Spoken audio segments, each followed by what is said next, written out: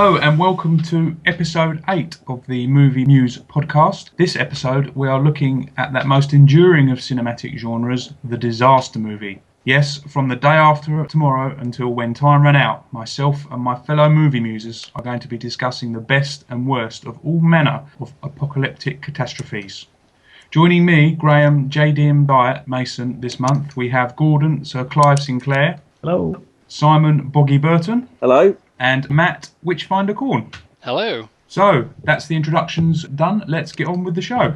First up, a quick update on the MovieMuse website, www.moviemuse.net. First of all, a box set review of the Alien Quadrilogy, where we give our opinions on the 4 Alien movies. There's a review of the reboot, remake, sequel, whatever, of Ghostbusters. Plus, we've got a feature on the Zucker brothers' famous comedy Airplane, where we attempt to count all the jokes up to find out just how many there are in this classic film. And there's all the usual regular roundup of Freeview movies as well, available each week. So head on over to www.moviemuse.net to check it all out.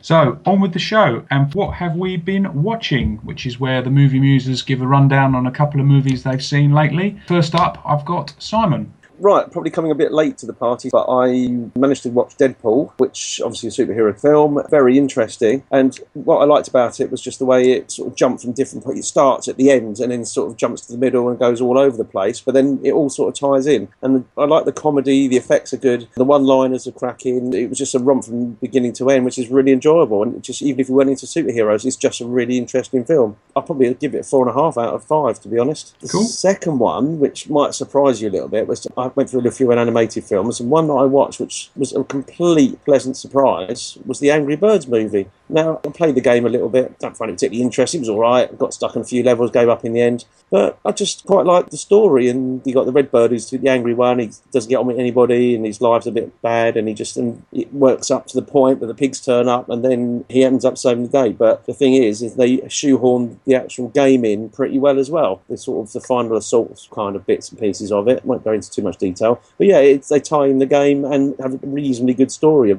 and get to actually quite like the characters. So I went in there completely thinking it wasn't going to be very good, wasn't going to be interesting, just another cash in on a game. But actually, you know what, it turned out to be a lot better than I thought. I'd give it 3.5 out of 5. That probably, if I watched it again, I may even up to a 4. But yeah, I did actually quite enjoy it, surprisingly. Crikey, fair enough. So a few good words for the Angry Birds movie there. Matt, what have you been watching lately? Well, there's something I watched just the other day. I recorded it off the TV, and the main reason I watched it was because it starred Anton Yelchin, who tragically died a few weeks ago, having bizarrely been crushed to death by his own car in a freak accident. The film's called Odd Thomas. It's a 2013 supernatural comedy thriller, and he plays the title character, whose name is actually Odd Thomas due to an error when his birth was registered. He was supposed to be called Todd Thomas, but they got his name wrong. He's got a psychic gift where he can see people who've been killed, and these people help him track down their own killers, who he then reports to the police. And there's a horde of supernatural creatures called Bodaks which descend upon his little town that he lives in, and he knows that these mean that there's going to be a disastrous event about to take place. These creatures don't actually cause the chaos, but they sort of feed off it. So the rest of the film then follows him looking into and trying to prevent this disaster. It's based on a Dean Koontz novel and directed by Stephen Sommers, who is most famous for the Mummy films and also Van Helsing, and this film definitely has some of the hallmarks from those films. There's quite a bit of CGI in there, and obviously it's got a sort of horror supernatural theme again like Van Helsing.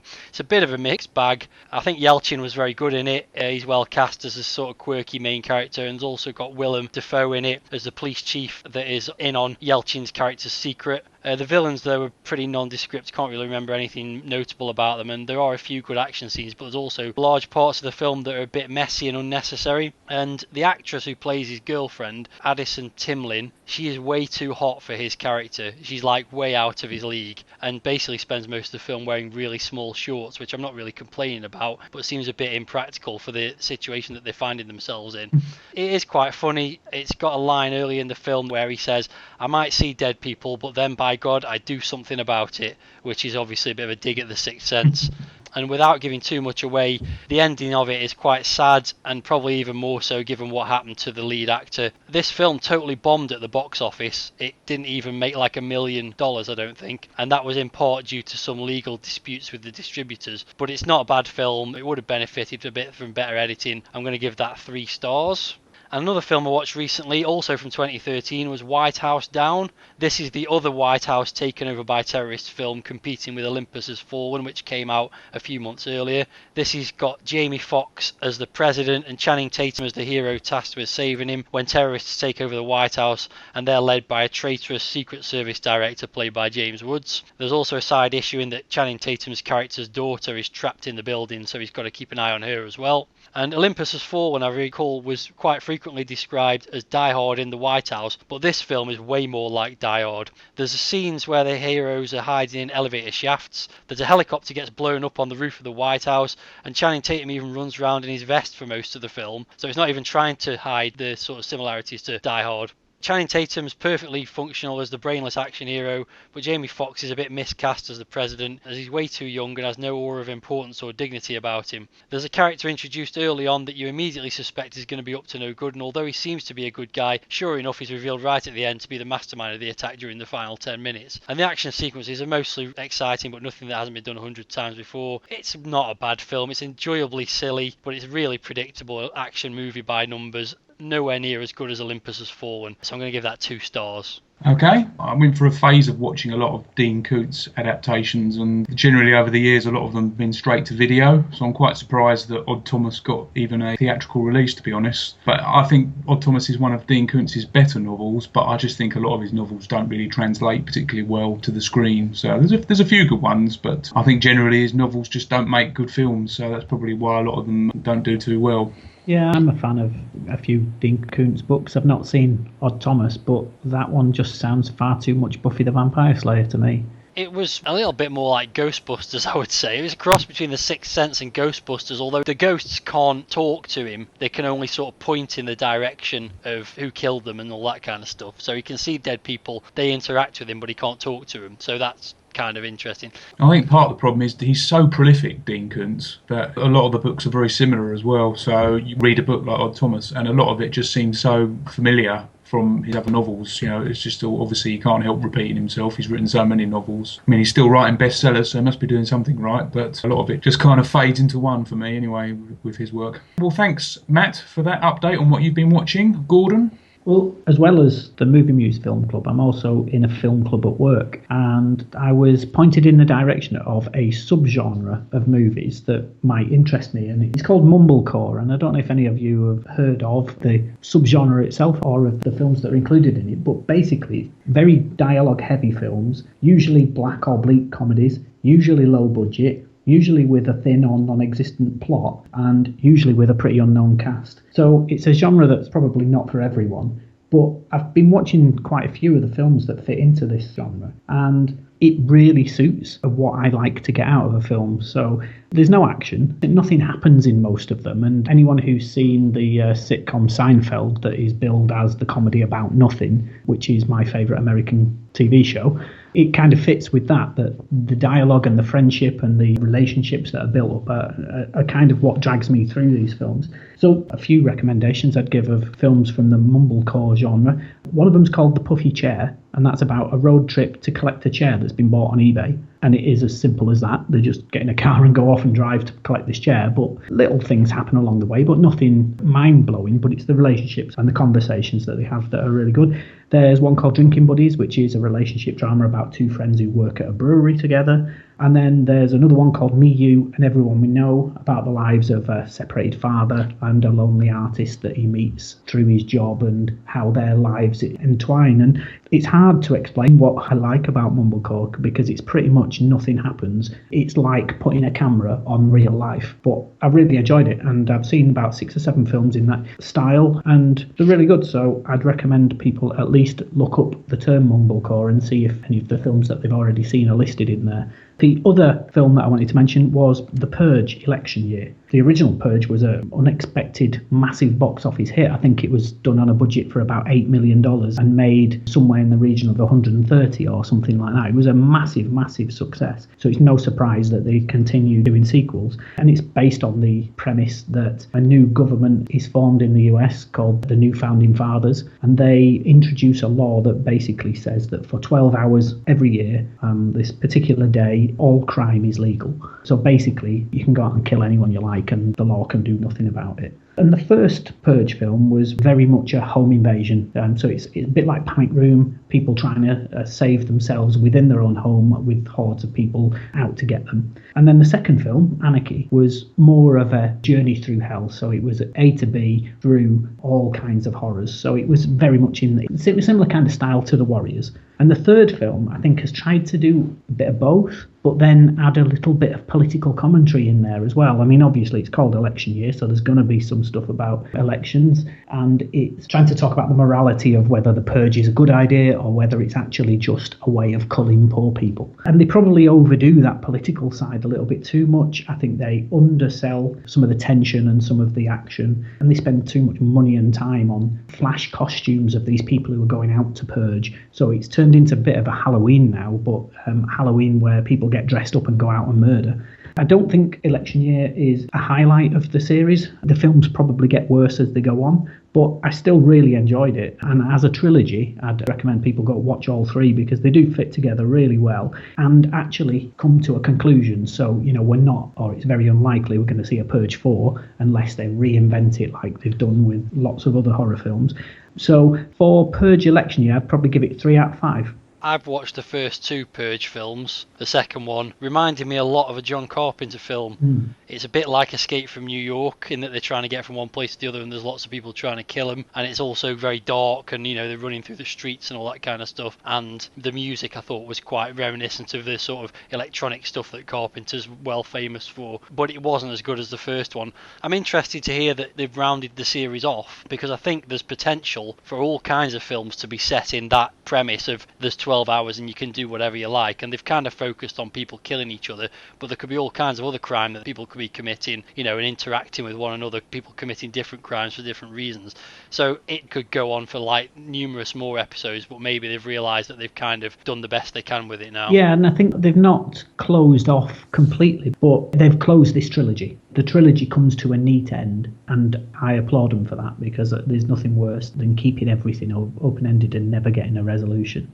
Thank you, Gordon. Finally, myself, I've watched recently for my latest feature for Retro Gamers, License to Thrill section, which is a regular section in the magazine which highlights games based on popular movies. Following on from RoboCop and Cobra, we had another 80s hit in Top Gun, famous Tom Cruise movie from 1986. I have to say, I've not seen it since the 80s, and it's dated pretty horribly. The gung-ho flight sequences just don't have the impact today that they had 30 odd years ago, and I'm also not sure if the filmmakers intended it or not, but as has been said many times since, there's a very obvious homoerotic tone throughout the whole movie, which is quite bizarre really. I'm sure that perhaps they didn't mean it to be that way, but it just paints the movie in a very strange light. But a lot of the dialogue throughout Top Gun is cringeworthy really, and although it's still enjoyable in kind of an 80s nostalgic way, I didn't really enjoy the movie or the game actually for that much. So I would give Top Gun 2 out of 5 now. Any of you guys watched Top Gun lately? Yeah, I watched Top Gun within the last few months, and whilst I agree it's aged not fantastically, you have to watch it with your 80s head on, and I agree that there's a very strong homoerotic tone, but I can't agree that the flight scenes aren't just as exciting now as they were then. I thought they looked exactly what they were. They've just filmed a few jets in the air one morning and that's about it. You're harder to please than me. Yeah, I think I tend to agree with you, Graham, that it's not aged particularly well, but I don't even think I liked it that much when I was younger either. I'd never call it like one of my top 10 80s action films or whatever kind of film you want to say. The bits I like most in it are the cheesy bits, like where they're singing the songs and all the cheesy lines and all that kind of stuff. Oh, yeah. The romance between Tom Cruise and Kelly McGillis was kind of embarrassing even then. It wasn't very believable, so yeah, it was only ever a 3 out of 5 film for me anyway. Surely Simon's got something to say about Top Gun, seeing as he chose it as the soundtrack of one of the shows. Oh, I agree it's aged, but I still think it's really good. Sort of like fight scenes. But you, Gordon, I still think they're exciting. I still like it when Maverick goes through the jet wash and has to overcome his demons and get him out of it. All right, yeah, and it is homoerotic. Val Kilmer looks like he's straight out of a gay porn mag. But yeah, I still think it's pretty all right. And as you say, watch it with your 80s head on and just enjoy it for what it is. Okay. And the second, it's not a film I've watched, but it does relate quite closely to a film that we've discussed recently. But I watched a Doctor Who story called The Day of the Daleks, which has an intriguing plot. It's a John Pertwee story, and it's set in both the modern day, which obviously at the time was the 70s, and the future. The Daleks have taken over the world in the future by killing a bunch of world leaders in present day, and rebels from the future are coming back in time to try and stop this happening. I'm sure one of you guys can tell me which movie that sounds familiar to. A bit Terminator-ish, I It is the suppose. Terminator, yeah. They're going back in time to try and change time. Only it is actually a little bit cleverer than the Terminator in the resolution and how it all happens. It's a bit of a time-twisting brain number, to be quite honest with you, and I'm not really sure it works, but in my opinion, it's one of the better Doctor Who John Pertwee stories. And it's very enjoyable, and as I say, if you're a fan of the Terminator movies, I think you get a lot of enjoyment out of it because the plot is quite similar. And also, I watched the version that's had the special effects improved as well. I'm not really sure it worked, but the special effects were a little bit better than they were in the 70s. So yeah, I watched Day of the Daleks, and I give that 4 out of 5. Okay, next up we've got What Have We Been Watching? The Wags edition. This is where one of our wives or girlfriends picks a movie for us to watch. The idea of this was to introduce us to some movies that perhaps we wouldn't watch. Last time out, my girlfriend Ruth chose Mean Girls, which didn't go down particularly well with most of us. And Matt's other half, Anna, for this podcast, she chose American History X. Matt, do you want to tell us a little bit more about the film before we go into it further? So, American History X, Edward Norton plays the leader of a white supremacist gang in Venice Beach, California, who is sent to prison for killing 2 black men that tried to steal his car. By the time he's released, he's seen the error of his ways, but finds that his younger brother, played by Edward Furlong, is following the same neo-Nazi path that he did, and he must deal with the former gang and the repercussions of his own actions years earlier. The story is told through scenes in the present day which are shown in colour, and then there's also flashbacks to previous events during the life of the characters which are done in black and white. As to what I thought about it, it's powerful, but it's certainly grim and depressing stuff. It's got some occasionally sickening violence, particularly the scene where he disposes of one of the 2 people that's trying to steal his car. There's no doubting, though, that it's a very well-made film, and the acting from everyone involved is top-notch, I think. Edward Norton is excellent, as always. I don't think he does any bad films, particularly. And Edward Furlong, I think, gives a career-best performance as well. And it's also got a really good supporting cast. Particularly, I thought, Fairuza Balk, who plays Edward Norton's terrifying girlfriend. She's scary in everything she does, but she's particularly scary in this. When we watched it a few weeks ago, I found it particularly relevant at that moment in time because there seems to be a rise of racial intolerance in this country, prompted somewhat by the Leave vote in the EU referendum. And I think some of the Britain First idiots would do well to watch this, or they probably missed the point that hatred won't make your life better, and actually just use it as inspiration for their cause. Ultimately, not an enjoyable film by any means, but certainly an excellent film, and I'd give it 4 stars, but I'll almost certainly never watch it again. Thank you, Matt. Gordon, what did you think of American History X? Very similar to Matt. It's got a pretty brutal and hard-hitting start to the film, particularly the murder that Matt mentioned, the sickening murder, and which definitely stuck with me. But it then kind of slow burns into this thoughtful film with a moralistic ending, and that kind of putting everything up front and then slowing down for the rest of the film doesn't make for an exciting movie. But what it does do is it serves the narrative so much better than if it had kept the pace up throughout. As Matt said, performances are fantastic. I'd call out Stacey Keach as another one of the excellent performances there as the Nazi group's leader.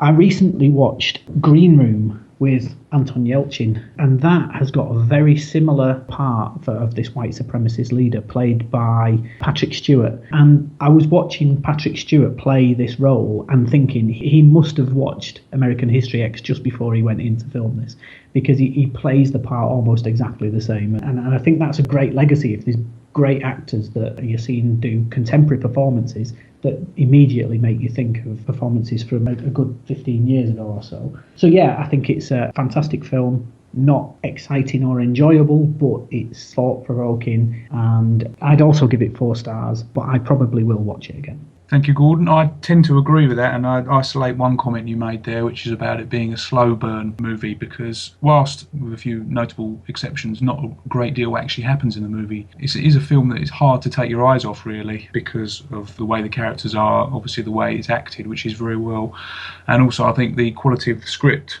I'm a big fan of Ed Norton, and the story, obviously a powerful one, kind of a redemption story. I did find the redemption he underwent in prison a little bit unrealistic.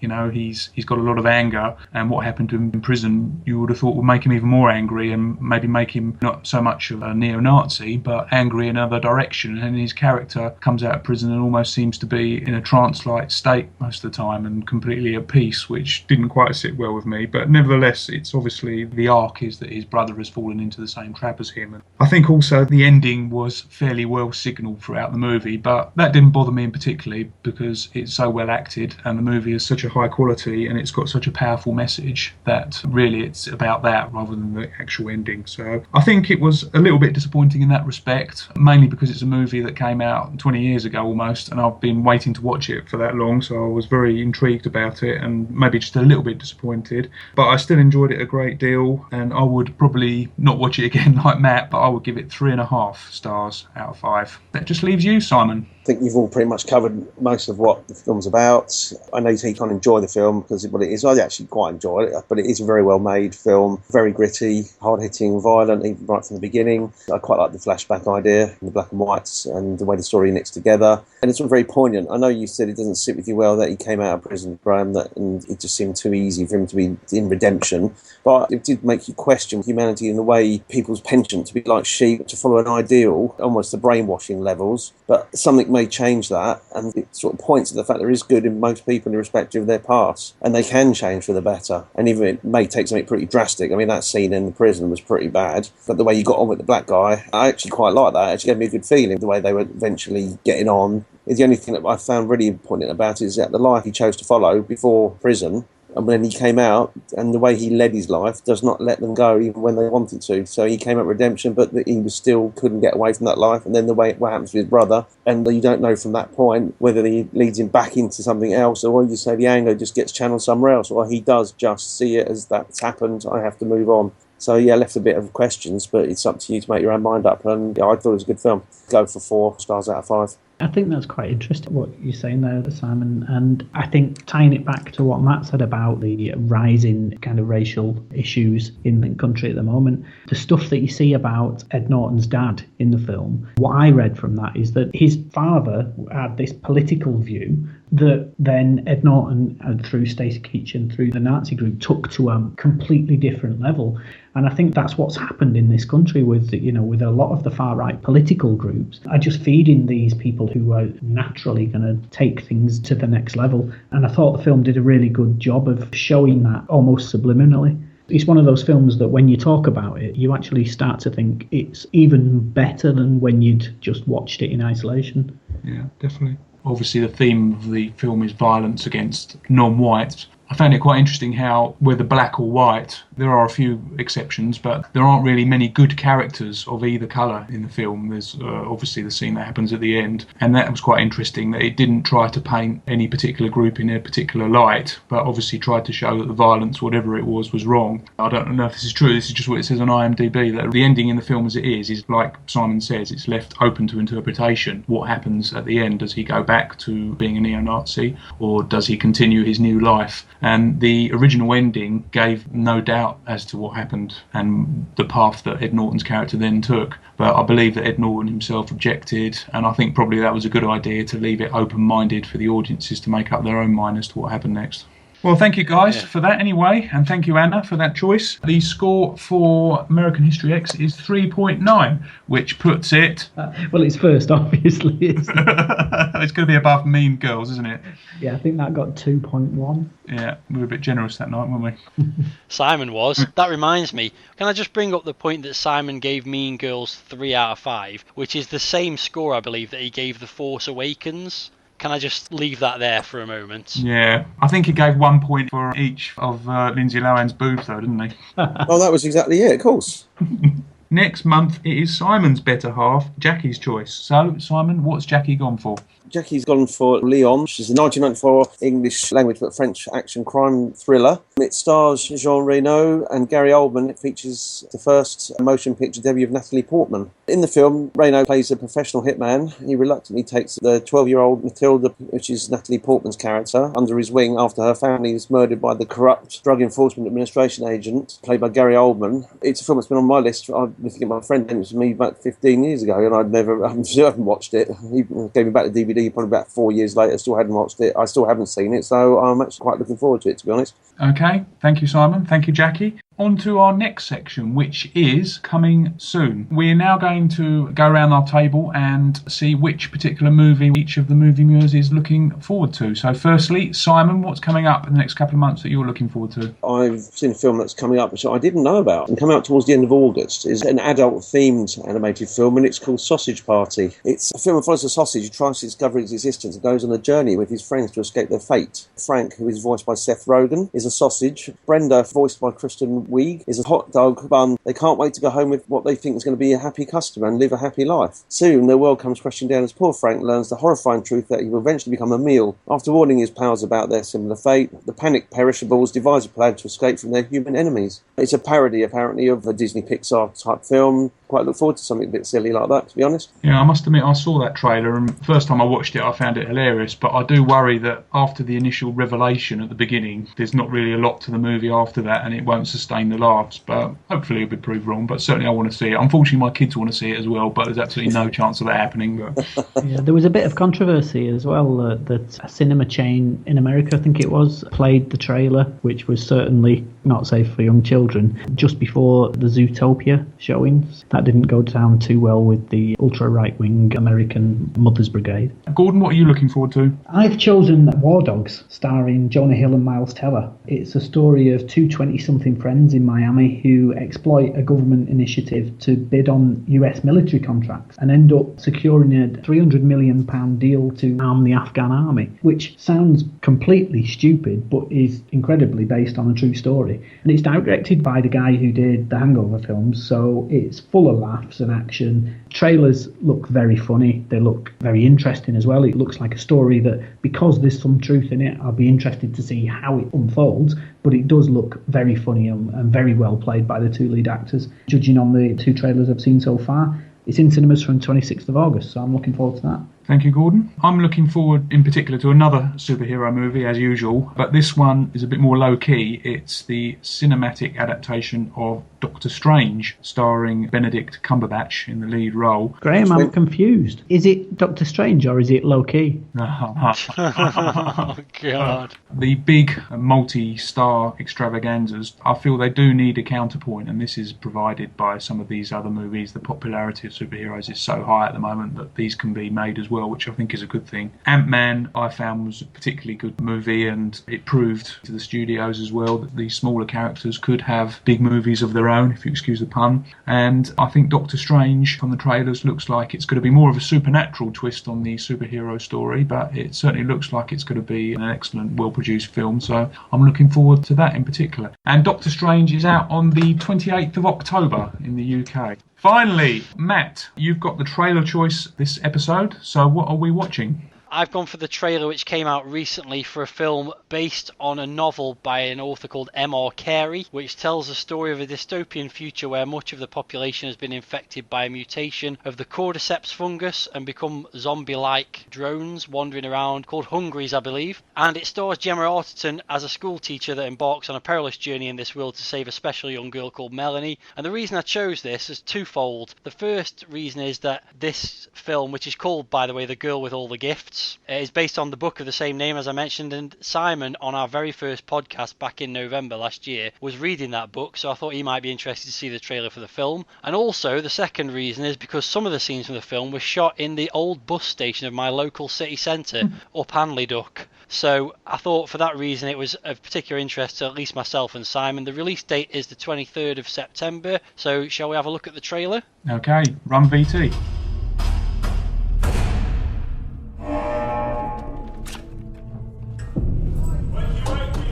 Rise and shine, come on up you get. Transit, on the move. Hello, Dr. Caldwell. Hello, Melanie.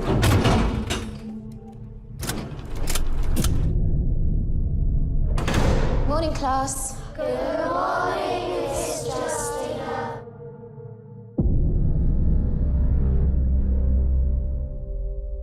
Once upon a time, there was a woman. The most beautiful and amazing woman in all the world. No! You just touched her. Watch. No, please, don't do that. They're only children.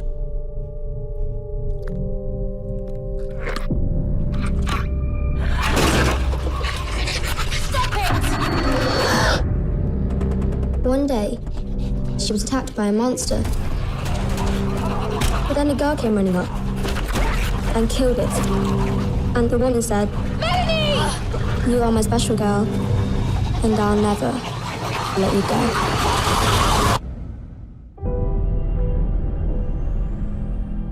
She saved me, and you're still afraid of her? Yeah, and you should be too.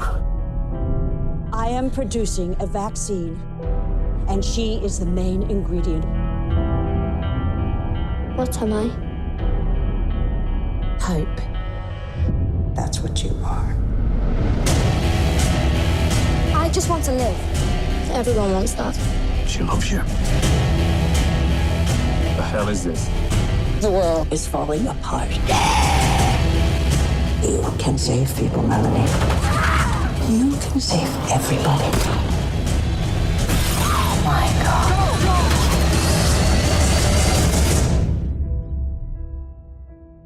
What did you do?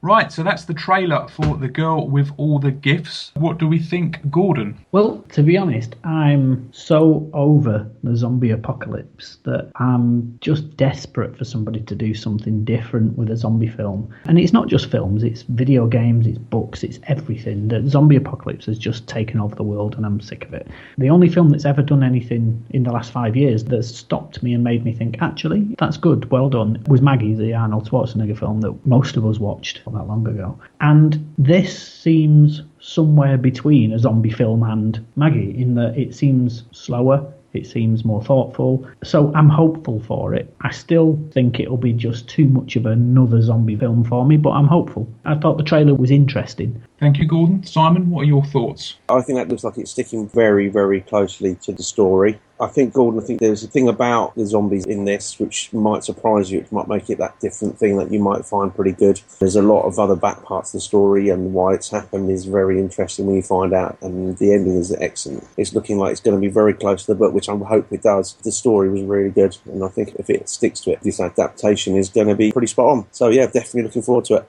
The author wrote the screenplay at the same time as writing the book, apparently. So from how he's described it, it's telling the same story from a slightly different perspective. I think that's a really good experiment because I'm not aware of many other films where they've done that and written it as a novel and as a film at the same time. I think that'd be really interesting to see how that works. I'm not going to read the book, but Simon, I'll be interested to see how that works when it comes out. Thank you, guys. I kind of agree with Gordon. I think we're approaching saturation point with this type of movies, but having seen the trailer, it does seem to be trying to do something a little bit different, so I am holding hopes that this will be an entertaining and thought-provoking movie as well. I have to say, I'm not that impressed by the trailer. I chose it, but not because I think it looks like a brilliant film. I chose it because it was partially filmed in my hometown, and because Simon read the book of it, so I thought he might be interested. Yeah. It looks kind of dull, and I always worry about films that are trying to do something on quite a grand scale that are produced in Britain, because they don't generally pull it off. What about 28 Days Later? That did it. Yeah, but Attack they're the Block, I not, watched they're that not recently. the big scale films. It just seems like they're trying to do something maybe like World War Z or whatever you want to call it, but with a smaller budget and a British cast. So I don't know, I'm not really convinced by the trailer. I will watch it at some point because I want to see if I can spot my old bus station. I think I spotted it in the trailer, but I don't think I'll go and watch it at the cinema.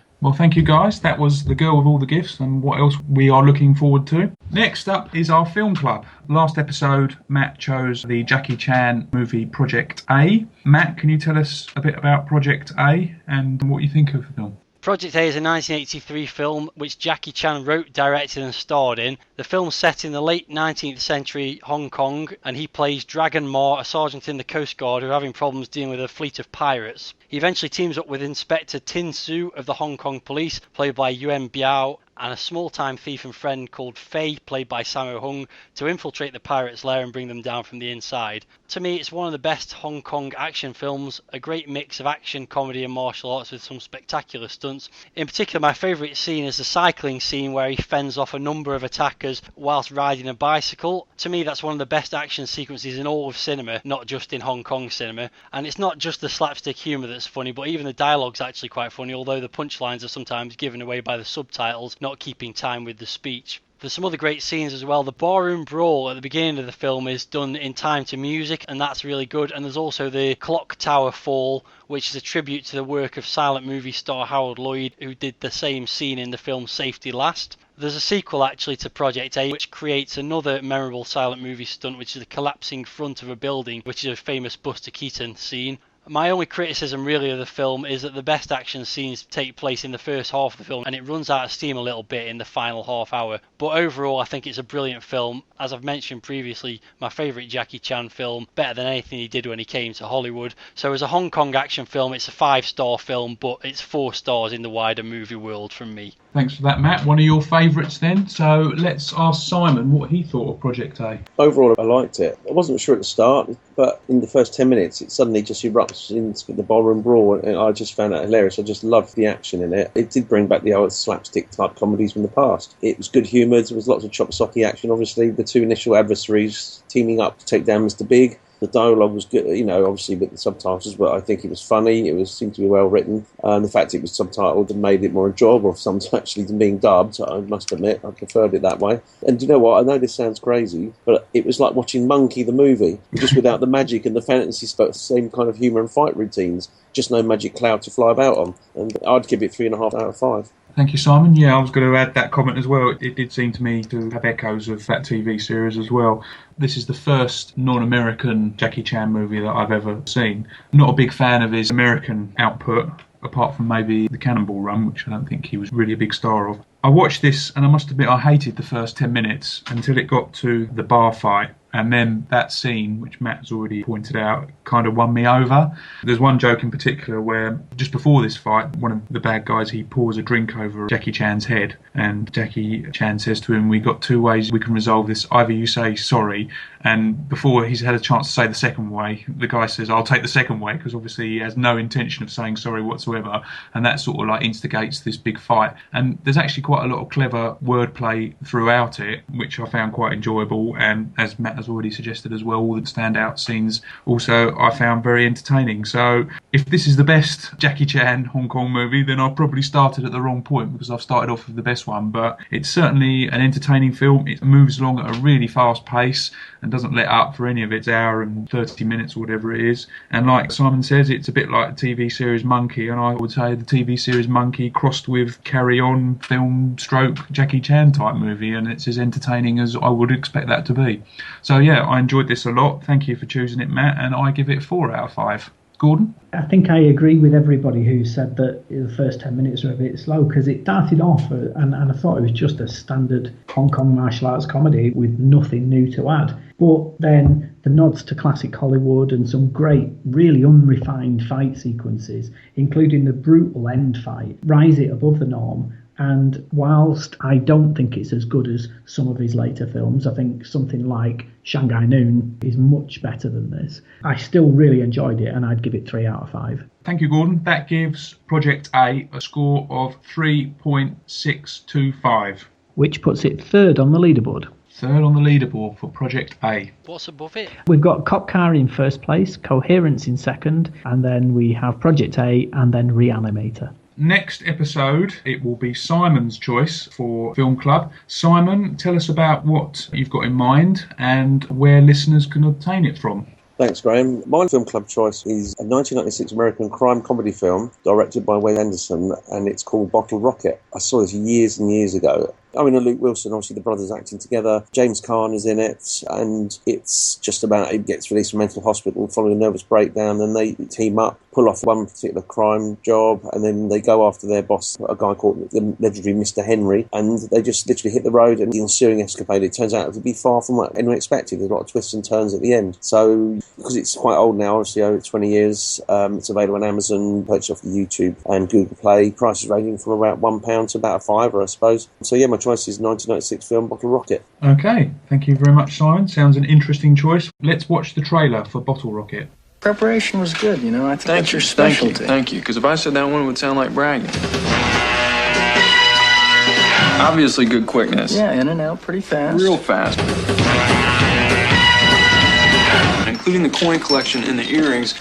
You took the earrings, Dignan?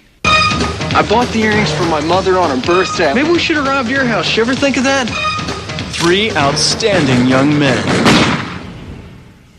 Well, come on, baby, and rock with me tonight. Bob Mapplethorpe, potential getaway driver. Go. I really want to be a part of this team. And I'm the only one with a car. That's good. That's good. Because that hits me right here. I'm Anthony. You speak English? It's amazing how close you can get to a girl when you're not allowed to talk to her. And my name's Dignan, man. You in the army, yes? No, I just have short hair. We are a team. Dignan, I can't focus unless the gun is on the table. We just paid for it. Shut up, man. We don't settle our problems with hugs, man. We settle them with bare knuckles. All they ever wanted was to be wanted. What are you putting that tape on your nose for? Exactly. Let's get lucky. Just do exactly as I say. Let's move. Come on. Get one of those bags. A bigger one, you idiot. What do you think? Don't call me an idiot, you punk. Do you have bigger bags for atlases or dictionaries, sir? I'll tell you something, kid. You've got the guts of a damn lion. That is Mr. Henry. Hey, Henry, how are you? He is a very talented thief. Hey! This kid in? I don't know. Are you in? I really don't want to do this robbery, you know? Man, neither do I. You're breaking his heart. You know that, don't you? Huh? What were you thinking? They're gonna keep on trying. Got it, ma'am. We know it backwards and we know it forwards because we've done the legwork and we've done the research. Until they get it right. What are you doing here? You're always at lunch now. Not always. Yes, always. Bob! Go! On the run from Johnny Law. Did he give you the keys? Did he give you the keys? Pole vaulting, laughing gas, choppers. Can you see how incredible this is going to be? Excuse me, are the explosives really necessary?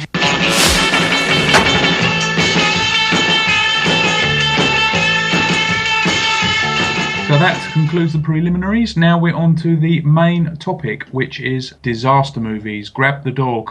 This has been a staple of Hollywood since its very beginning. Some of the earliest silent movies, such as The General, featured spectacular crashes, usually trains, that wowed audiences unused to such spectacles. By the time the 1950s and 60s arrived, special effects had improved, and the world's fear of nuclear weapons instilled a new breed of disaster movie, fueled by the possibility of nuclear Armageddon and its grim consequences.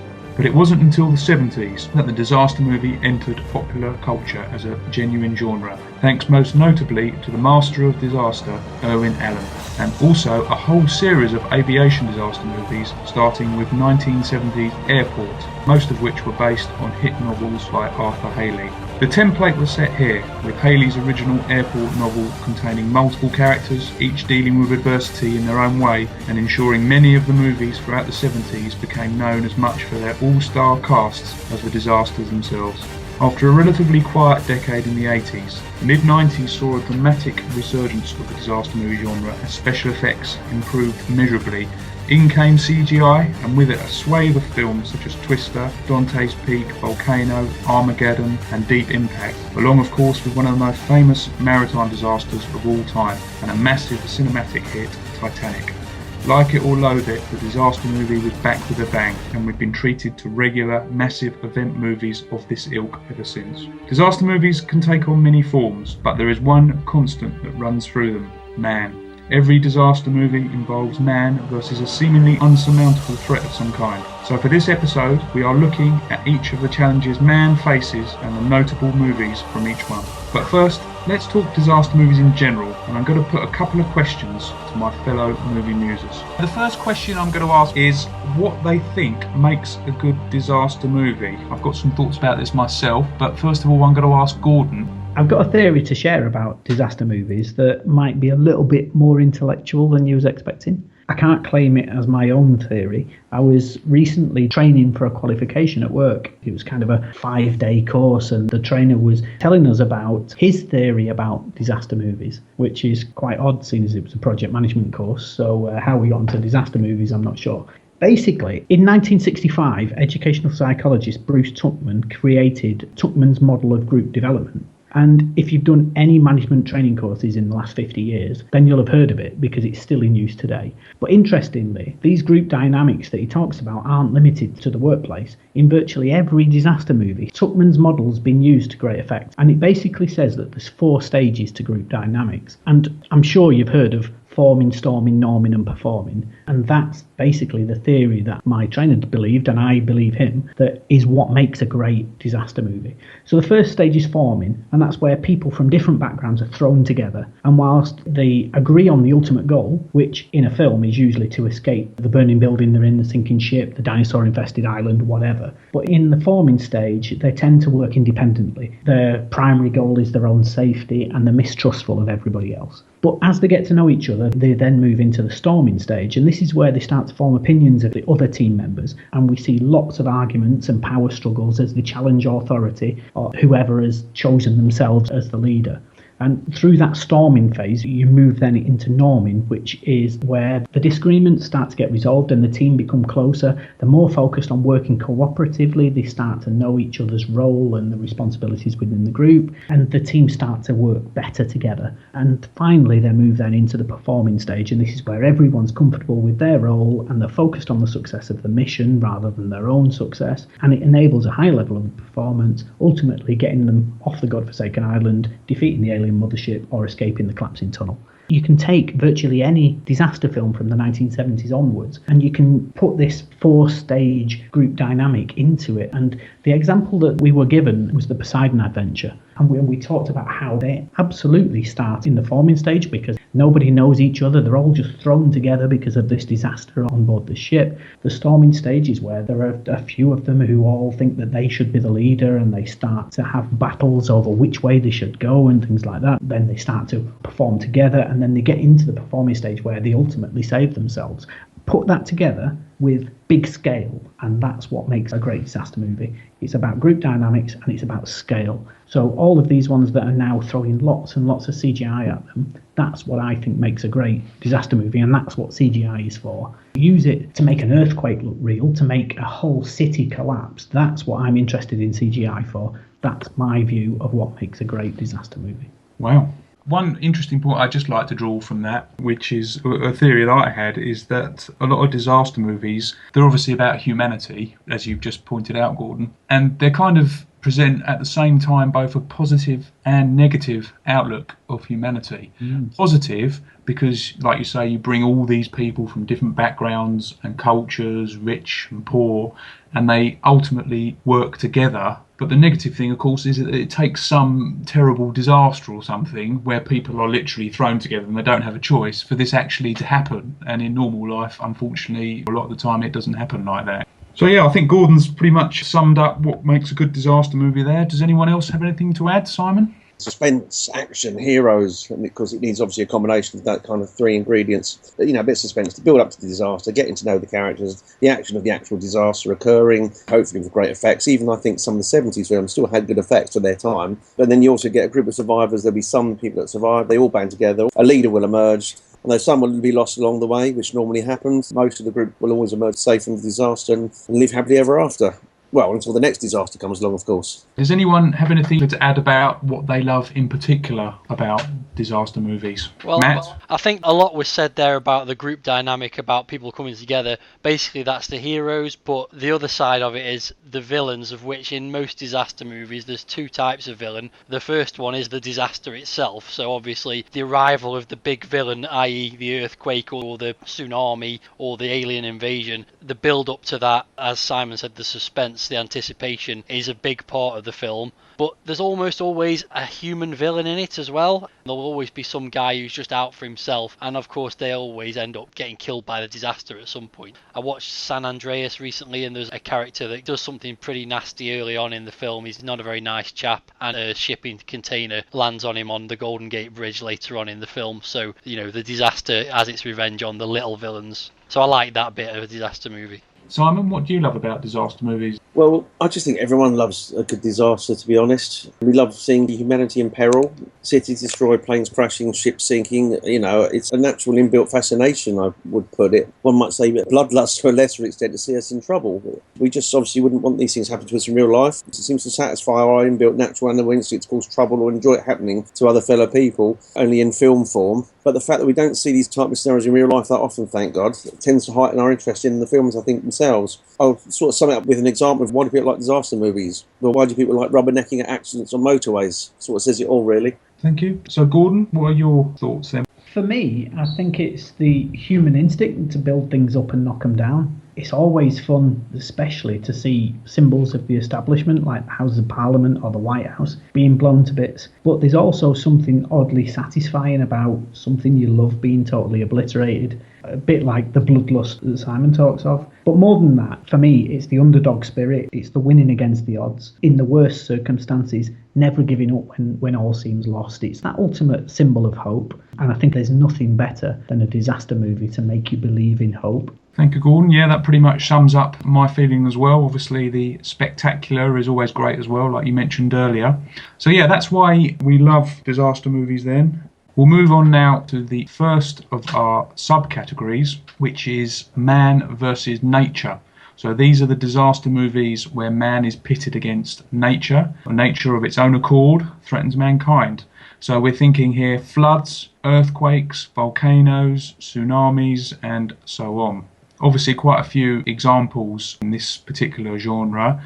My first thought really is as to the best or most exciting type of natural disaster.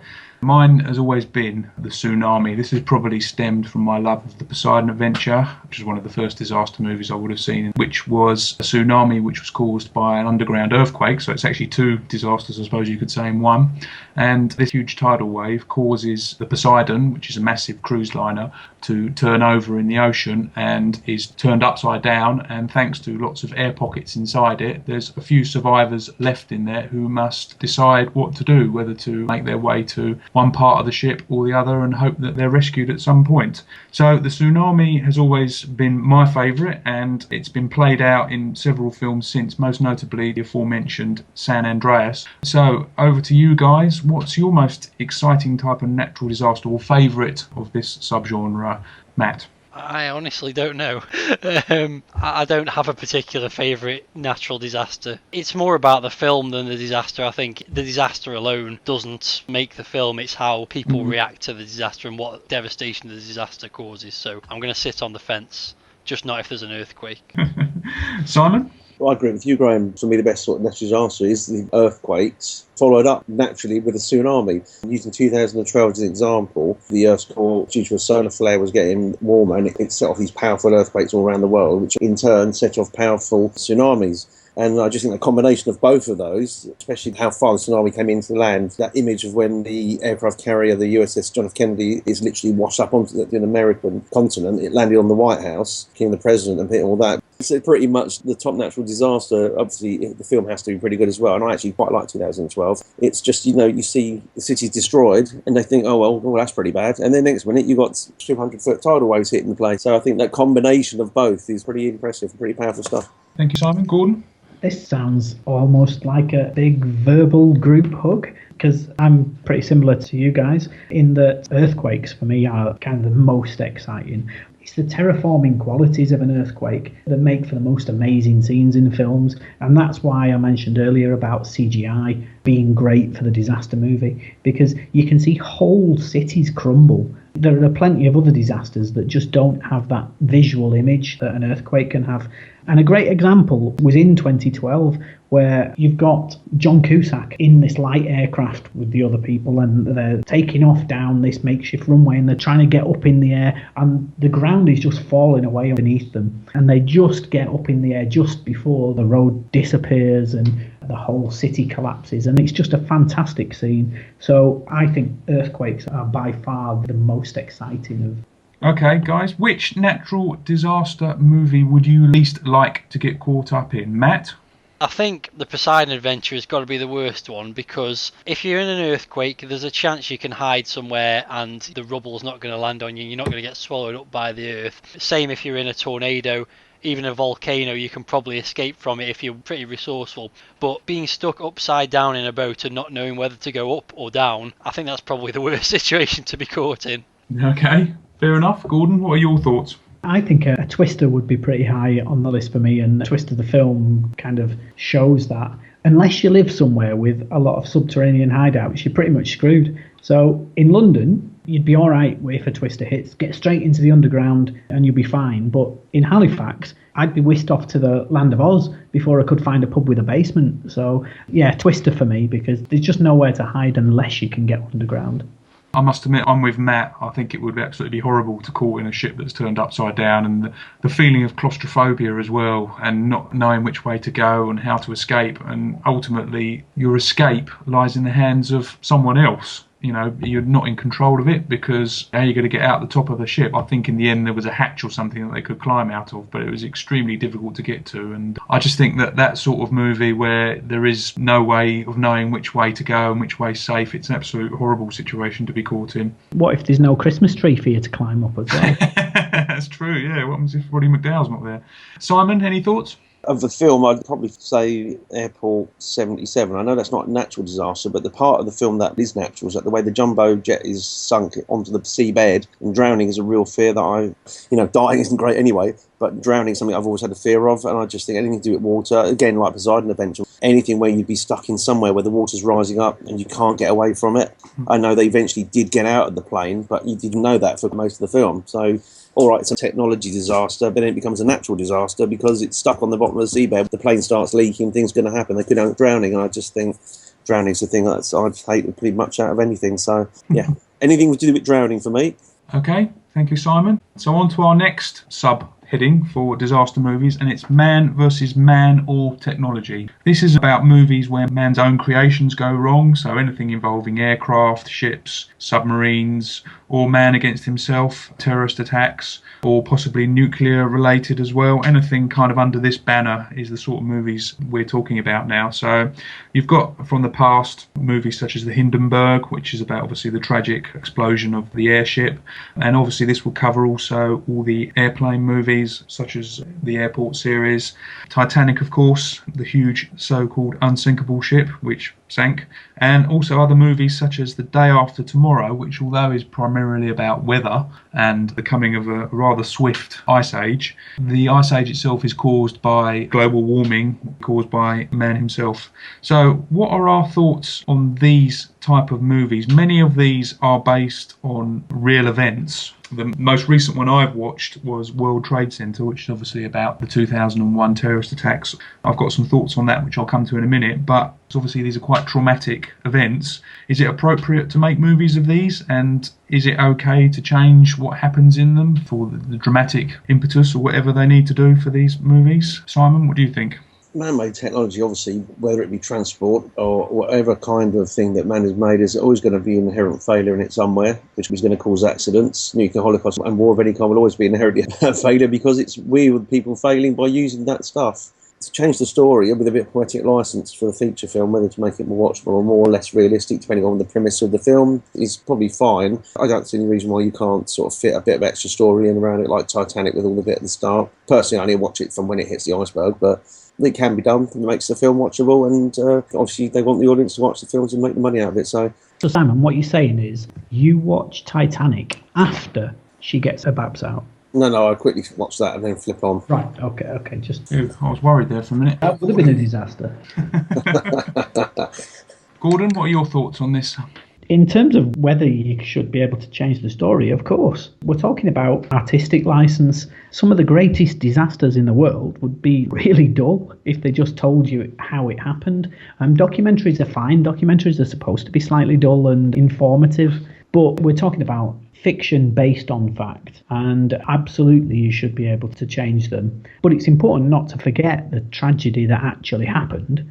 Inspired by true events, absolutely fine by me. And in terms of how long we should wait, well, United 93 was less than 2 years, was it, after the... 5. I've just been looking them up. 5 years? Was it 5 years? Yeah, both were done in 2006, so it's 5 years. Right. Well, That World Trade Center. I'm surprised to hear they were that long after 9/11, and we certainly knew they were making those films at least a year, 2 years before, and it didn't feel too soon. These felt like stories that needed to be told, and sometimes, whilst it's a major tragedy, the stories and tales of ultimate human sacrifice, and it's the kind of human stories that we need to hear, because if we didn't and we only heard about the tragedy of these events, then it'd be a horrible world we'd live in. So thank God for films like World Trade Center and United 93 coming out reasonably close to give us some kind of hope after these tragedies. Yeah, I think United 93 is an interesting one because obviously a lot of what the film says happened is speculation because no one really knows what happened to a great extent on board the aircraft in its final time. But World Trade Center, whilst no doubt an accurate depiction of what happened on 9/11, because I think it was released so soon after the events, maybe it wasn't quite as sharp as it could have been with regards to the reasons for the attacks and so forth. It didn't bring much political side to it. Maybe people would argue that they didn't really need to. It was more about the disaster itself and how people responded to that. But it's an excellent film still, I think, and it doesn't really gloss over too much. And because it's an event which we have not only lived through but is kind of still relatively fresh in our minds, I think that it means a lot more to us to watch something about this, and we can all remember that day back in 2001, and to watch a movie dramatise it is so powerful. And I think it's, like you say, Gordon, it's vitally important that movies continue to do this. And, you know, if a little bit of dramatic license has to be used to make the film flow better, then so be it. But as long as the central message remains intact, I don't see any issue with that. Matt, have you got any further thoughts? Yeah, I think I differ a little bit. I've watched United 93 and I think that's a great film. It's not a disaster movie. It's a film about some people doing their bit for their country in the context of the film. I imagine they're given a little bit more patriotism than some of them were actually behaving like when they were on the plane. But, you know, they deserve to be remembered, and I think a film about them deserved to be made. I'm still amazed they were made so soon afterwards, because I know 5 years is quite a long time, but America in particular is still very raw about this, and we're nearly 15 years later. So it does surprise me that not only did they make the films and that people thought it was a good idea to try and make money out of these events, but also that they were reasonably well received in America. I haven't seen World Trade Center. I've just looked at the cast list on IMDb. I'm just amazed it actually stars Nicolas Cage. How any film can star Nicolas Cage and be taken seriously when it's about such a significant and tragic event amazes me, really, based on his normal movie output. He is quite good in it, to be fair, and it's got Michael Shannon in it as well, who's very good. He can act, he just chooses not to most of the time.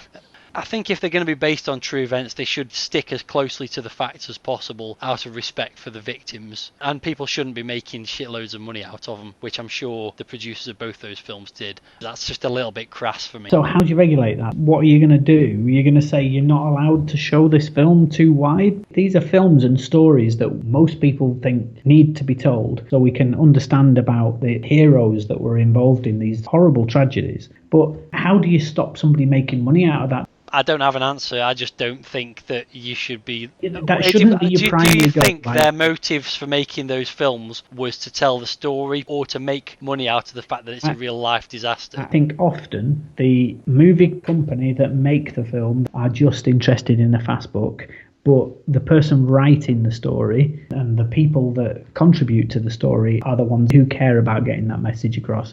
I completely agree with you that it's crass, but I don't see how it could be any other way. No, I don't have an answer for how it could be any other way. I just question whether it was the right thing to do in the first place, I guess. Titanic was fine because that's a 100-year-old disaster. I don't know, the 9/11 things, we all probably sat there and watched the TV for hours on end when it happened, and I think that was enough for me. Didn't you watch that thinking you wish you knew more about the people behind it and the people in the Twin Towers and what they did and what was going through people's minds? Is World Trade Center based on true events, or is it just dramatized based on true events? You know, is it about the real people? Well, as far as I'm aware, it's based on real stories. Yeah, I'm not sure. I don't know either way. It's obviously based on true events. How factually accurate it is, I don't know. If it's not telling a story about a specific person in that disaster that was real, then I don't know why anyone would want to watch it. Whereas United 93, while the facts of it might be a bit more open to interpretation, it's telling a real story about real people that, as far as we know, brought that plane down to prevent it hitting the White House. So. Okay, so on to our next subtopic, and we are now on to man versus monsters or epidemics. Whether it's zombies, monsters, or the Ebola virus, here we have the disaster movies that contain mass epidemics, arguably the most dangerous of disaster movies, as they often threaten entire mankind. So, the first question I'm going to throw out here to you guys is, we've touched upon it earlier actually with the trailer choice of Matt. Have we reached crisis point when it comes to the zombie disaster movie? There's been so many of these, not just movies of course, but games and books as well. Myself, that I'm starting to get a little bit weary of this. We've had the Resident Evil films, we've had obviously the originals such as Night of the Living Dead and 28 Days Later, etc, etc. Have we reached breaking point with these? Why are they still trying to make more? And is there anywhere for the genre to go? Gordon, do you want to go first on this? I already said earlier, I think we've absolutely reached saturation point. I reached my personal saturation point probably 5 years ago. As I said, the one film that's actually done something different was Maggie, and I've not seen anything game, film or book-wise that's really interested me since. And I used to be a big fan of the zombie film, and it's a shame that I've become so militantly against it. So yeah, absolute saturation, and I'd like them to put me in a time capsule for 25 years. Matt, you along the same lines? Yeah, pretty much. I do watch the occasional movie of this type, but I don't watch many of them. You know, I've seen Night of the Living Dead, I've seen Dawn of the Dead, I've seen the remake of Dawn of the Dead. Those films, they all follow the same plot. You know, 28 days later, 28 weeks later, zombies might move fast or slow. They might not be zombies, they might be infected with a virus or a fungus or whatever, but they're all pretty much the same thing. I am a big fan of The Walking Dead TV show, but that's not really about the zombie apocalypse and hasn't been since about the third season. It's about the people that are left behind, and the zombies are almost inconsequential for the most part. They kill them nonchalantly, they just walk past them and stab them in the head or put a bullet in the head, and the zombies cause no danger to them. So that's moved on to be a post-apocalyptic soap opera almost, rather than a zombie apocalypse story. Simon, are you fed up with zombies as well? No, I'm not really, because I'm not a fan of them anyway, and I've not watched a lot of zombie films, to be honest. This may have been a faction why I thought the film Maggie with Arnold Schwarzenegger in it, playing a character that is completely unlike anything he's played before, to me was what a good zombie film was about. It focused hardly anything about the zombie outbreak, but rather a father dealing with the gradual breakdown of his daughter's body's immune system succumbing to the virus. There wasn't a lot of action scene that zombies attacking people, and it was more about the love between a father and his daughter. Maybe filmmakers have started to think it's a saturated genre themselves, maybe start approaching it from a different angle. I don't think it's a genre that's going to go away, though, to be honest. I think Hollywood still likes zombies and that kind of direction. Yeah, you're probably right, I fear. What about this other type of disaster movie under this heading, sort of virus outbreaks or plagues? There's quite a few examples of this. The notable one I can think of, and a film which I still enjoy, is Outbreak, which is obviously about the Ebola virus. But there are lots of other examples as well, such as Contagion and the Andromeda strain. What are your thoughts on these guys, Matt?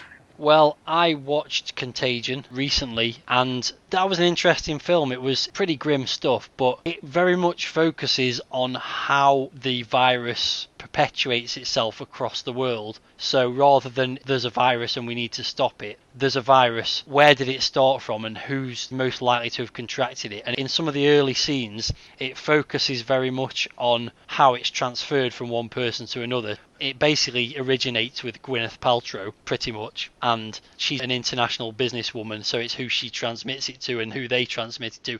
And there's scenes that just make you think that you'll never touch anything in a public place again, because someone will touch like a pole on a bus, and then the next person will touch it and they'll get the virus. So it makes you think about how easily this stuff could be transmitted if something as virulent as this particular outbreak actually got out there, you know, how quickly it could get around the world. I'm not a massive fan of those kind of films, but that was an interesting film, just focusing more on the virus than the people involved with it, really. Thank you, Matt. Gordon?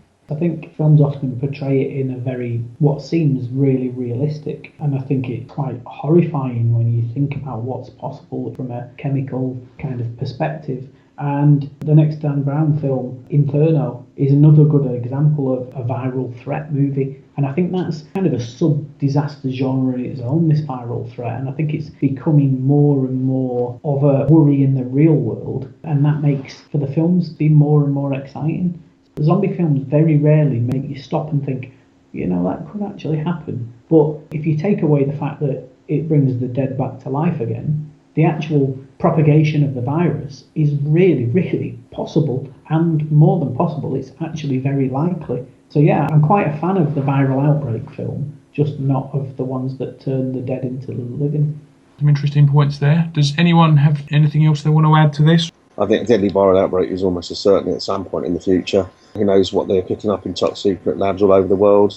Terrorist attacks could use this deadly virus as real possibilities. The general accidental release of a virus that's actually been developed for good cause. Even an outbreak of a violent strain of normal disease like pneumonia or an infectious cancer, which could bring humanity to its knees. Remember films I'm Legend, when it's just pretty much everything's wiped out, or just do a strain of like a pneumonia or a virus of just a standard sort which should be dealt with by drugs. Mutations of animals and creatures also a possibility, like Storm Godzilla, etc. But I think human pandemic is more likely. Not to say mutated creatures do not make a good disaster movie subject, of course. That's a good point. And if you then translate that to a non-disaster movie, so we've gone through the Alien quadrilogy and we've done the review for the website, so we've all watched those. You've got something that's got the potential to wipe out the whole of the human race. But then you've got people who want to use that for military terms or medical or whatever. And you've got the riskiest thing in the world, but people don't want it destroyed. They want to keep it, they want to use it. And I think that's really interesting, that if we then seriously think about if one of these crazy nations that are hell-bent on ruining the world comes up with some virus, would the Americans want that virus destroyed, or would they want to use it for themselves? Okay, is there anything else to add? We haven't talked much about monster movies. I think probably the best example here is Jurassic Park, whether you call that a disaster movie. It's quite limited in its scope, but of course you've got this island where there's dinosaurs running around and things going wrong. I suppose another famous one is Godzilla. Anyone got any particular favourites here? Jurassic Park, definitely. I think that's a fantastic example of a non-standard disaster movie, because it's absolutely a disaster movie. It's the Towering Inferno, but it's an island that's on fire with dinosaurs. It's an absolutely brilliant film. Unfortunately, they got to a point where they couldn't work out how to expand on that without making it shit. I know people will disagree about Jurassic World, but I was not a fan of that. And I feel like Jurassic Park is an untapped world of disaster movies that they've just not managed to do anything with yet.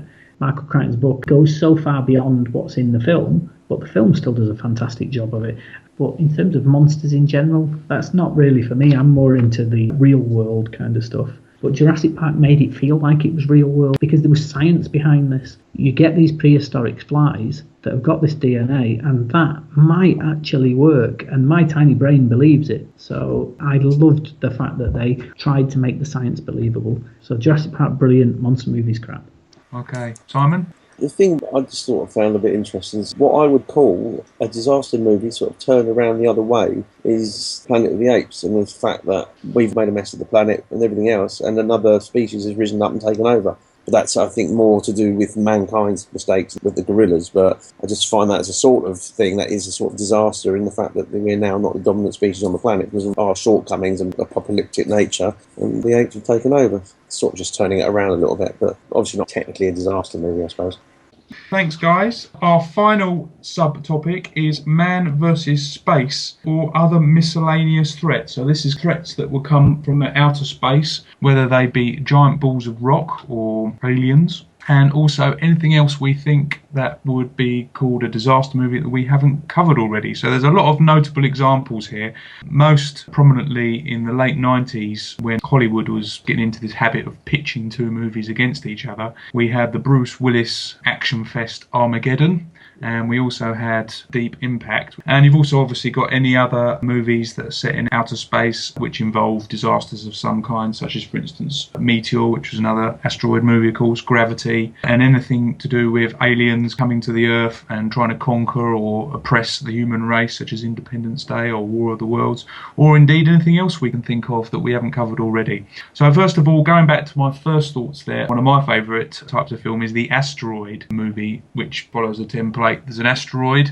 there's loads of them out there, according to the bods that know these sort of things, and the chances are you would have thought that eventually one of them is going to hit the Earth again, and these sort of events, obviously depending on the size of the asteroid, could pretty much end mankind for one reason or the other, because if an asteroid of big enough size hits the Earth, it's not just the impact that it has to start off with, but it's also all the dust and the dirt that it would throw up into the atmosphere. You'd basically get the effects of a nuclear winter, and there'd be no sunlight, which would pretty much exterminate life as well. It's quite an evocative type of disaster movie because there's obviously a lot of potential there for lots of special effects, etc. So Matt, what are your thoughts on the asteroid movie? When they both came out, I was a big fan of both of those films, Deep Impact and Armageddon. I watched Armageddon again recently. I haven't watched Deep Impact recently. I think Deep Impact was probably the better of the two in retrospect. I think Armageddon was, well, it's a Bruckheimer production, Michael Bay film, isn't it? So it's got lots of heroes and lots of explosions, but actually it's pretty bloody awful based on my recent watching it. It's quite embarrassingly bad and so stupid. I mean, they've got these two super-powered space shuttles and they decide to try and land both of them on the asteroid at the same time, which seems a bit of a silly thing to do when if they both crash, then you've got no backup plan. So anyway, the question about could it happen, it definitely could happen. The question is, could we do anything about it? And based on those films, there's the theory that you could land on it or fire a nuclear missile at it. Whether that would work, whether it would make any difference, I don't know. I think if one of them's going to hit us, would we be better off knowing about it, or would we be better off living in ignorance and just waiting for the disaster to occur? But they're fun films, and as you say, they open themselves up to lots of space-based special effects sequences, as well as the destruction of famous landmarks with the sort of precursor meteors hitting the Earth as well. Simon, what are your thoughts on asteroid movies? I've seen both those, yeah. I thought they were pretty much okay. I think obviously an asteroid hitting the Earth is pretty much the most likely, realistic, earth-shattering, literally disaster we could expect from space, to be honest. I don't think aliens or whatever are going to happen. And then the films that we've had have been pretty good. I like both of them. I would also add, we've not really mentioned it yet, but Meteor, which was made in the 70s and starred Sean Connery, is god-awful as well. If you want comparison of how good Deep Impact and even Armageddon is, then go and watch Meteor, because that'll really put it in perspective a bit. Gordon, what are your thoughts on this type of disaster? I feel 100% vindicated by both Simon and Matt in the fact that when Deep Impact and Armageddon came out, I hated Armageddon and thought Deep Impact was brilliant, and everybody I spoke to thought it was the other way around. But I think history has shown that I'm right and they're idiots. But for me, there are only two disasters that could wipe life from the planet completely, and that's an asteroid and that's nuclear war. I don't think there's realistically anything else that has got that capacity, and I think that alone makes asteroid movies fantastic. I talked earlier about scale. There's no bigger scale than a 2 kilometre wide asteroid crashing into the Earth and destroying half of it immediately, and then the rest just falling into decay. The one thing that I would say is, going back to the point Matt made, whether we'd be better off just letting it hit us and not worrying about it and just accepting it. If we're talking, like in Armageddon, I think it was Armageddon, where there were 2 kilometres in length or something, how far away would we see that before it hit us? I mean, surely we'd be talking a couple of weeks, we'd be able to see that in the sky getting closer and closer. That's quite a worry. I'd be quite happy for a nuclear war to happen and the bomb to land on my house and me to die immediately. What I wouldn't want to see is it 2 weeks away, getting closer and closer, and then worrying about it. Yeah, I think the question is, if we've got no way to even try and get rid of it, would you want to know, let's say, 6 months in advance? Yeah. Or would you rather just know when you could see it? So instead of sending these rockets to land on it and try and destroy it, if they sent 2 rockets up just to put a big curtain up so we couldn't see it, that'd probably be better for it. Nothing to see here. Yeah, exactly. This is not the asteroid you're looking for. Move along. Yeah.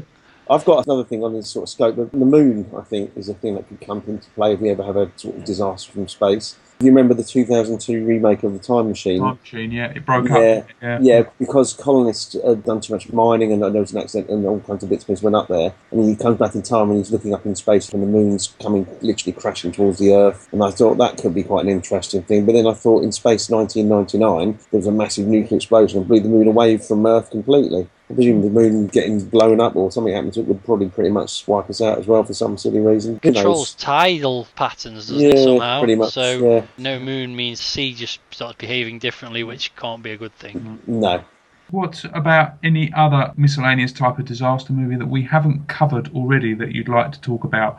We haven't covered many train disasters in our thing today. There isn't a lot. There is the Cassandra Crossing, which is a 1976 film, which happens to be about a terrorist who infects everyone on a train, and the train's heading to the disaster on a bridge. I won't go into what happens at the end. You've got the disaster of the virus, and you've got the train going to crash. So that's a sort of mixture, but obviously not a pandemic that's going to kill everyone in the world, but apparently if the people get out from the train, they could infect everyone and the world could be at an end. Trains is an interesting one because there's a history of train crashes in movies, but generally they don't tend to be about the train crashes themselves. They tend to be part of a bigger story, such as, for instance, one of, I think, the best cinematic train crashes is in the film from 1993, The Fugitive. But obviously you wouldn't call The Fugitive a disaster movie, would you? There's not really been great disaster movies. I think The Runaway Train was one, but I don't know if you call that a disaster movie, really. So yeah, Unstoppable was a Runaway Train one as well. That was pretty good. That was quite recent, wasn't it? Yeah. There's Denzel Washington in that? Yeah. I can't remember now. So, yeah. What about you, Matt? Is there anything else you'd like to bring up that we haven't mentioned? We haven't really covered the alien invasion films in detail, but I think they're a genre of their own. It's pretty much Independence Day and Battle Los Angeles and War of the Worlds where they've caused some kind of mass destruction when they've arrived. Specifically Independence Day, where they blow up all the famous landmarks and so on. I can't believe you've missed out Battlefield Earth from that list. Battlefield Earth. Oh, is that the one with John Travolta in? Yes. I haven't seen that. I've heard it's great though. You should definitely catch it. So Alien Invasion, I think, although you could say it's a global disaster, I think they kind of fall into a different category, even though I suppose it would be a disaster if it occurred. Gordon, anything else to add? The only other film that I wanted to mention was a film called Japan Sinks, and that is basically about some under-the-sea earthquakes happen, cause some tidal shifts, and Japan starts to sink into the ocean. And this is a Japanese subtitled film, and it was a really interesting premise that I was really looking forward to seeing, and it's based on a 1973 novel that was huge in Japan at the time. I think they made a TV series of it not long after it was released. Unfortunately, the film itself, they focus too much on the people and less on the disaster, which isn't necessarily a bad thing, but it turned out to be more of a relationship drama than a disaster film. But I think it's still worth watching because it's a strange amalgamation of your maritime disaster film and your earthquake disaster film. Okay, thank you. The one that I wanted to mention was called When Worlds Collide, which is a 50s movie. And this one's notable because in most of these movies, the world escapes. It's not a bad ending. Surely to goodness we survive. Otherwise, who made the film? Yes, that's true, yes. But yes, this is one of the few movies where actually the Earth is totally destroyed and a small handful of people escape after a lottery is held for a certain amount of people to board this spaceship and begin life on another planet, which is fortunately habitable. That was one that I thought was quite interesting because it took the threat through to its absolute, logical and rather depressing finale. That almost concludes our main topic for this episode. I've just got 3 final questions for you all. First of all, what's your least favourite disaster movie and why? Matt, you must have several candidates here. Yeah, I'm going to go with Armageddon just because I thought it was great and then when I watched it again it was terrible. And I love Bruce Willis, but Armageddon was rubbish. Okay, thank you. Gordon? Well, Armageddon was second on my list, but the one I've chosen, I know it's not the worst disaster film ever made, but it's the one that I like the least. And it's one that people love loads, and I don't understand why they like it so much. So I've chosen Roland Emmerich's 2004 environmental disaster, The Day After Tomorrow. Okay. Simon?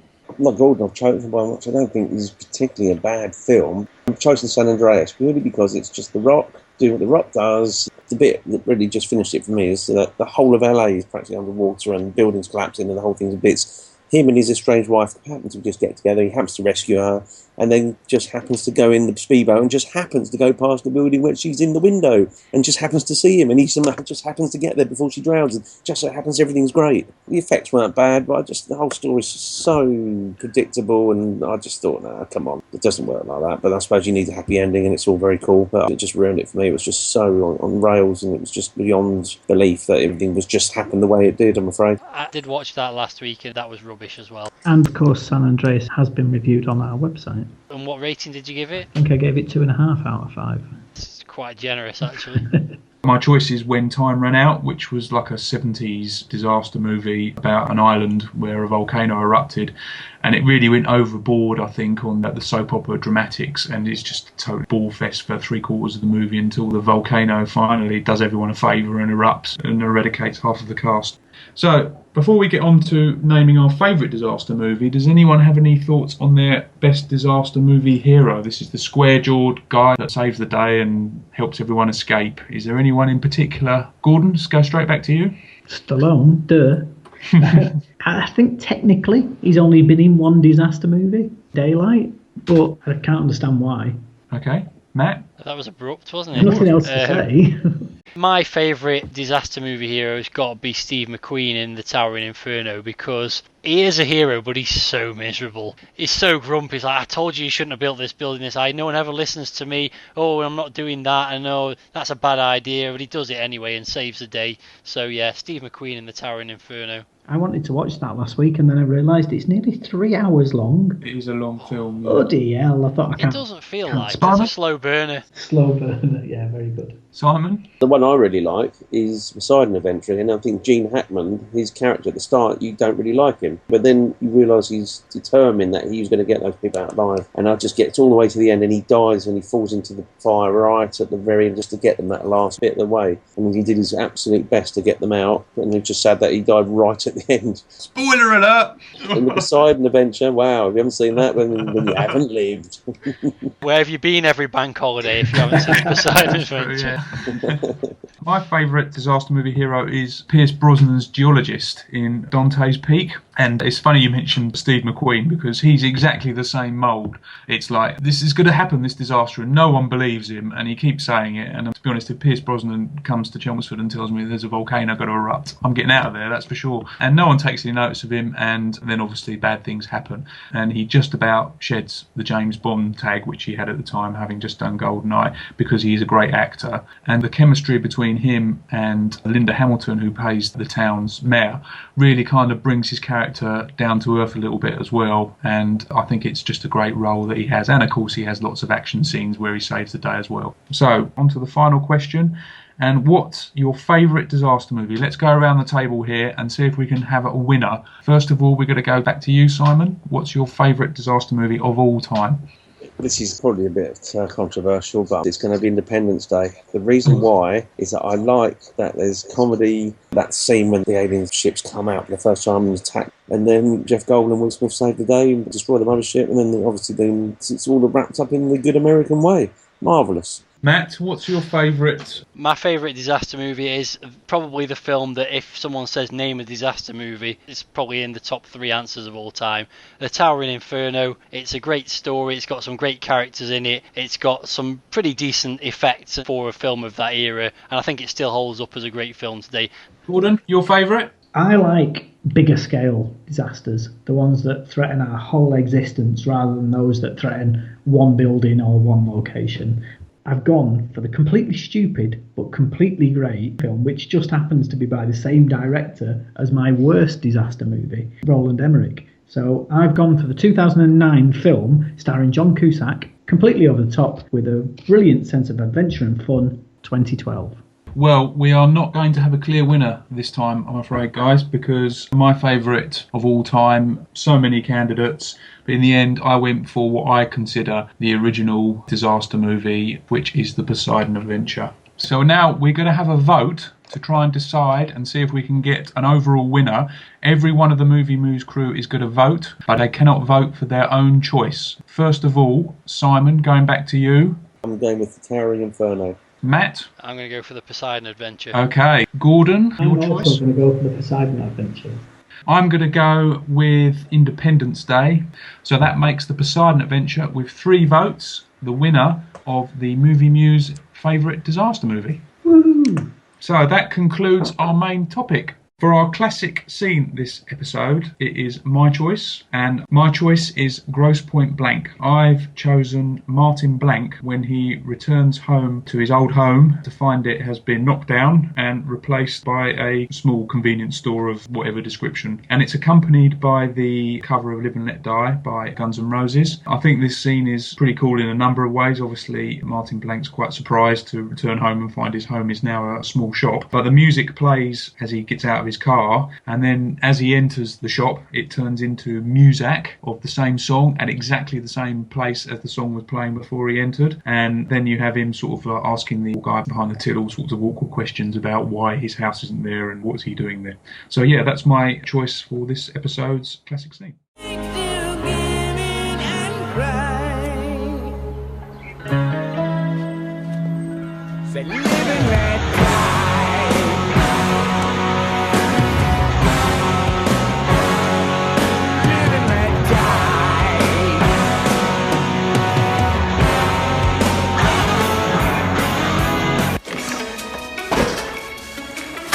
Here's your receipt. Thanks. Have a nice day. You too.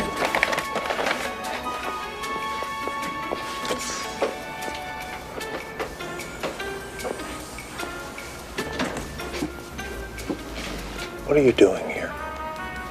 I'm doing a double shift. What's it look like? How long have you worked here? A couple months. Yeah? Is the manager here? Do you have a supervisor? No, How long have they worked here? I'm not telling you. Yeah? Where do you live? I'm not telling you that either. Where's your manager live? Who? I used to. What are you doing here? I work here. What are you doing here? I work here. And how long have you worked here? Only a couple months. All right. What's done is done. Just forget about the whole thing. You all right, man? Sure.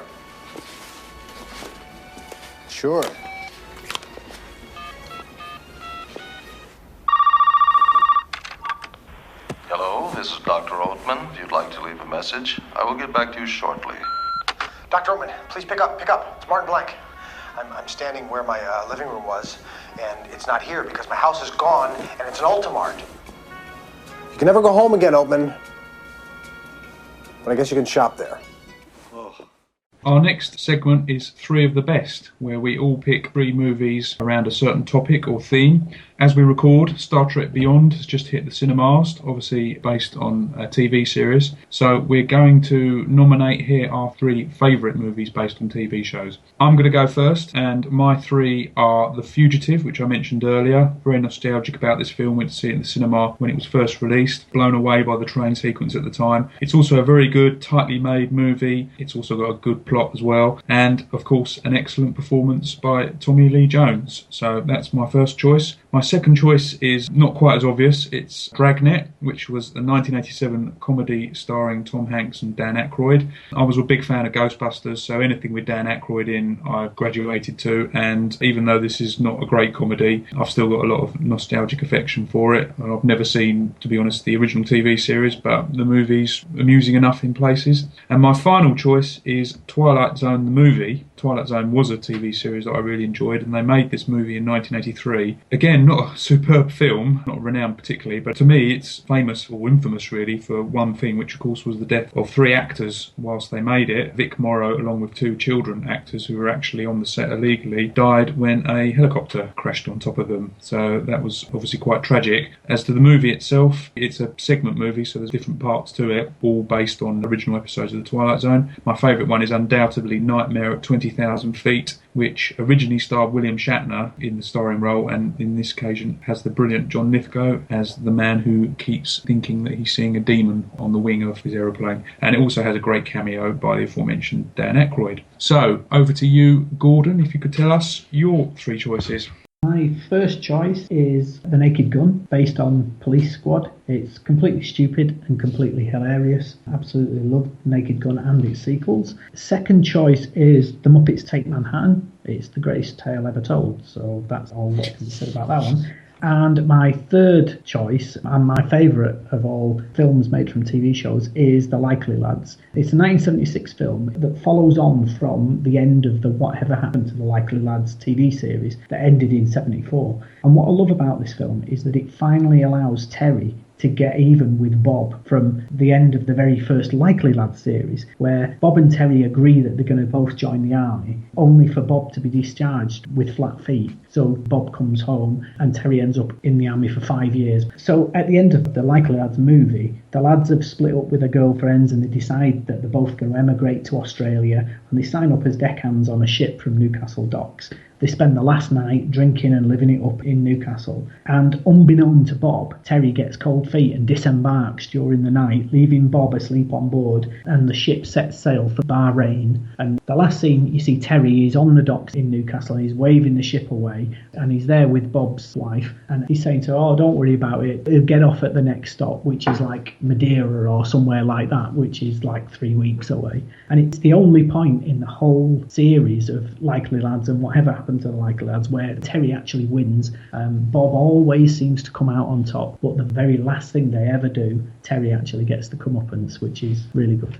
Okay, excellent. Some good choices there, Gordon. Matt? My three choices are remarkably similar to yours, Graham. Okay. So in third place, I went for the 2009 reboot of Star Trek, J.J. Abrams rebooting the franchise, making one of the nerdiest TV shows in history, cool, sexy, and accessible to non-Trekkies. In second place, I've got Dragnet from 1987, based on a TV show I've never seen, one of my favourite 80s comedies, starring, as you said, Dan Aykroyd and Tom Hanks, before both of them stopped being funny for differing reasons. And in first place, The Fugitive from 1993, also based on a show I've never seen, one of the best action thrillers of all time, with Harrison Ford being doggedly chased by Tommy Lee Jones in a career best and Oscar-winning performance. All three of my films were based on TV shows that originated in the 50s and 60s, funnily enough. Thank you very much, Matt. Finally, Simon? Two of mine are based on sitcoms. Two of them are the sitcoms that I really liked at the time, and the films are just the sitcom expanded in a longer format, to be honest. My third choice was Rising Damp. It's a 1980s comedy film, I think, with Leonard Rossiter playing Rigsby. It literally just carries on from where the series left off. It's just a depressing boarding house, and it's just the same thing. He's trying to get Miss Jones's attention, and it just goes on from there. Second one, his name is Gordon, was Naked Gun. Obviously, I love Police Squad, so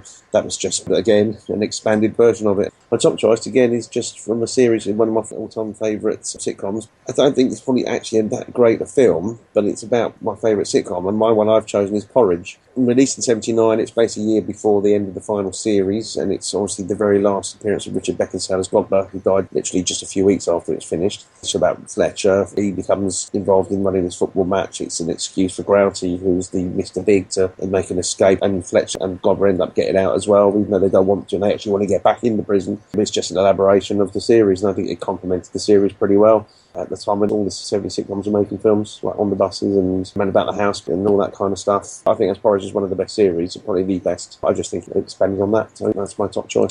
Excellent. I must admit, I liked the irony of the Porridge film when everyone else was trying to break out and Fletcher and Godber were trying to break back into prison. But yeah, thank you very much, guys.